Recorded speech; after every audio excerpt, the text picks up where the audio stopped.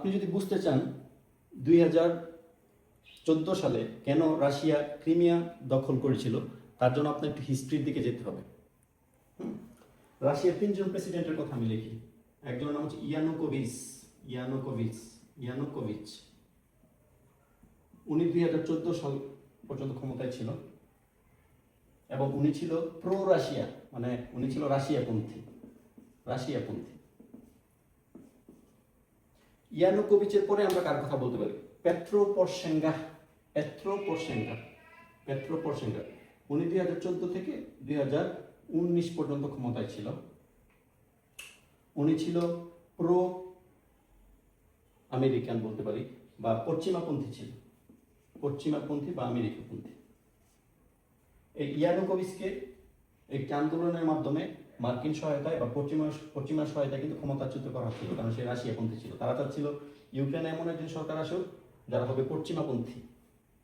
আচ্ছা, আর 2019 সালে ক্ষমতায় এসেছিল এই বর্তমান যে পাপেট প্রেসিডেন্ট বা পুতুল প্রেসিডেন্ট বলা হয়, ভ্লাদিমির জেলেনস্কি কোন পন্থী? উনিও কিন্তু ইউরোপিয়ান পন্থী, প্রো ইউরোপিয়ান বা নেটোপন্থী বলতে পারি, বা পশ্চিমাপন্থী। তারও নেটোর দিকে একটা ভালোবাসা রয়েছে, সেও নেটোতে যুক্ত হতে চায়। তবে একমাত্র এই প্রেসিডেন্ট ইয়ানুকোভিচ উনি ছিল রাশিয়ার পছন্দের, বাকি দুইজনই রাশিয়ার জন্য হুমকি স্বরূপ ছিল।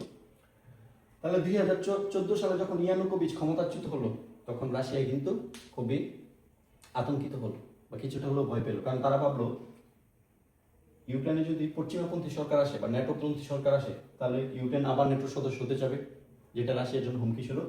তাই রাশিয়া ভাবলো যদি বাই চান্স আমরা সেই ক্ষেত্রে বিপদে পড়ে যাই, তার আগেই আমরা একটা কাজ করতে পারি, আমরা ক্রিমিয়া দখল করে নিই। কেন?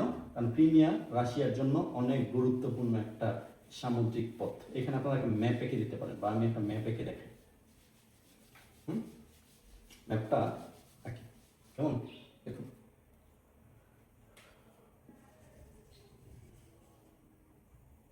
ম্যাপটা আমি আঁকছি। ফর এক্সাম্পল এই উপরের এদিকে হচ্ছে ইউক্রেন, এখানে হচ্ছে কি আমার ইউক্রেন। ওকে, আচ্ছা, ইউক্রেন। আর ইউক্রেনের সাথে এদিকে হচ্ছে আমাদের সেই দ্বীপটা, ঠিক আছে?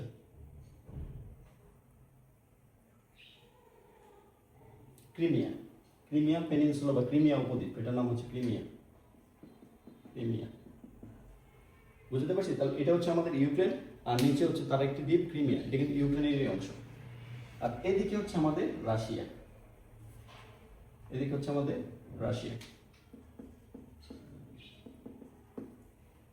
ঠিক আছে? আর এখানে হচ্ছে আমাদের এই কৃষ্ণ সাগর, কি নামের? ব্ল্যাক সি বা কৃষ্ণ সাগর, ব্ল্যাক সি। যে এদিক দিয়ে সহ, এদিক দিয়ে হচ্ছে ব্ল্যাক সি, ঠিক আছে? আর এখানে কিন্তু একটি গুরুত্বপূর্ণ প্রণালী রয়েছে, এটাকে বলে স্ক্র্যাচ প্রণালী।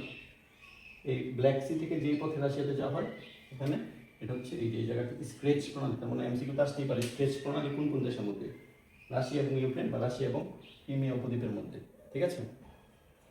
এখন আপনি চিন্তা করুন, এই রাশিয়ার সামুদ্রিক বাণিজ্য বা ল্যান্ডলক কান্ট্রি না কিন্তু, কেন?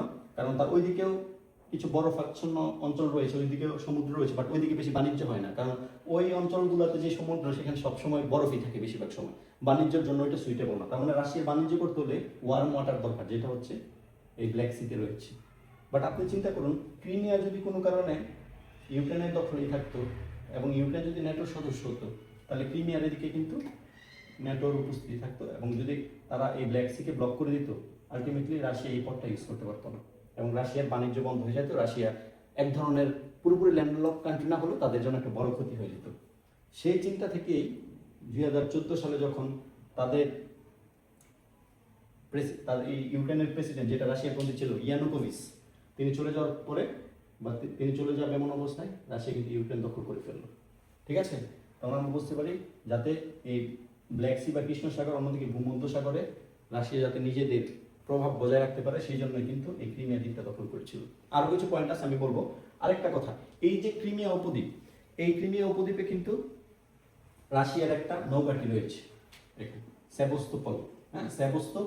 নৌকাটিও রয়েছে, যেটা দিয়ে সে কৃষ্ণ সাগর এবং ভূমধ্য সাগরের নিজেদের নিয়ন্ত্রণ বজায় রাখে সেভাস্তোপল নৌকাটির মাধ্যমে। ঠিক আছে, এই হচ্ছে কথা। এখন যদি আমি পয়েন্ট আকারে বলি রাশিয়া কেন ক্রিমিয়া দখল করেছিল, আমি 4টা পয়েন্টের মাধ্যমে সেটা বলে দিতে পারি। 1 নাম্বার বলবেন আপনারা কৌশলগত সামরিক গুরুত্ব, যেটা বললাম কৌশলগত সামরিক গুরুত্ব। কারণ ব্যবসা বাণিজ্যের জন্য রাশিয়ার এবং ওয়ার্ম ওয়াটার, রাশিয়ার একটা প্রধান রুট হচ্ছে ব্ল্যাক সি, হ্যাঁ, এবং এই ব্ল্যাক সির মাধ্যমে তার বাণিজ্যের একটি বড় অংশ হয়ে থাকে। ঠিক তেমনিভাবে এই ক্রিমিয়ার যে নৌকাটি রয়েছে রাশিয়া, সেটার মাধ্যমে ভূমধ্য সাগর এবং এই ব্ল্যাক সি নিয়ন্ত্রণ ধরে রাখতে পারে। তাহলে এটা কৌশলগত গুরুত্ব বা সামরিক গুরুত্ব। 2 নম্বর আমরা বলতে পারি ইউক্রেনের রাজনৈতিক অস্থিরতা। ওই যে প্রেসিডেন্ট ইয়ানুকোভিচ সাহেব, তিনি তো ক্ষমতাচ্যুত হলেন, সেই সুযোগে সেই সংকটে এবং সেই ভয়ের কারণেই রাশিয়া কিন্তু ক্রিমিয়া দখল করে নিল। 2 নম্বর আমরা বলতে পারি ইউক্রেনের সামরিক অস্থিরতা।